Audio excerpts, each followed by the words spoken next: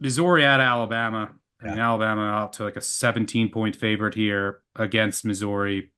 Brady Cook is out. It's going to be Drew Pine.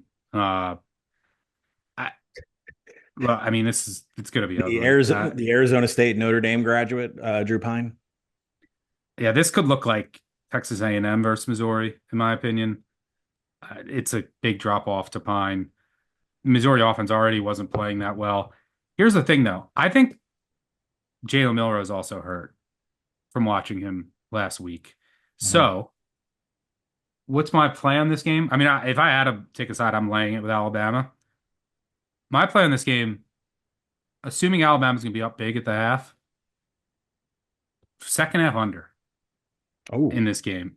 I also don't mind the full game under, um, but at anything above 51.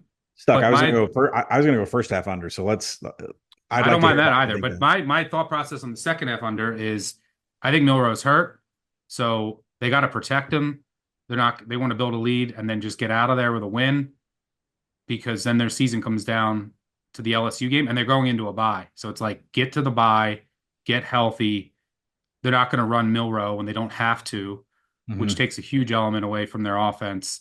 So, and then I just don't see Missouri doing much with Drew Pine. So I think the game would die if Alabama had a big lead. But I don't mind the game under or the first half under as well. It's hard to see Missouri doing much.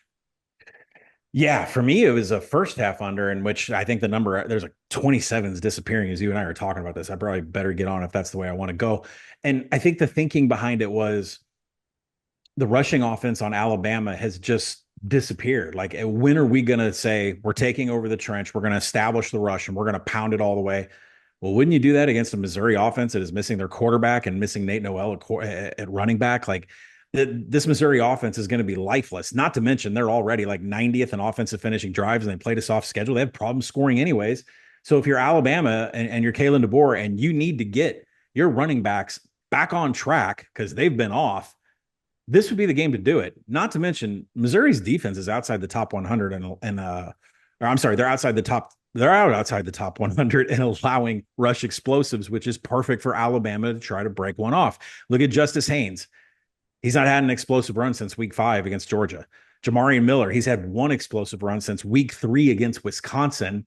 And Milroe couldn't get outside the pocket against Tennessee. With his health information, I don't expect him to do that, but he's only had one explosive the last 3 games.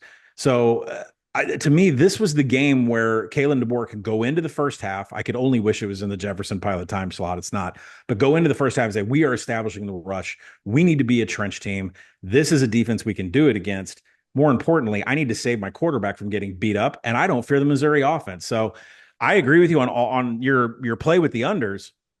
I think I like first half under better just because you're trying to predict, is Kalen DeBoer going to come out from the beginning and say, I'm establishing the rush because I know I'm not going to be challenged? Yeah, you can see it. Unders across the board. And if I had to, I would lay it with Alabama.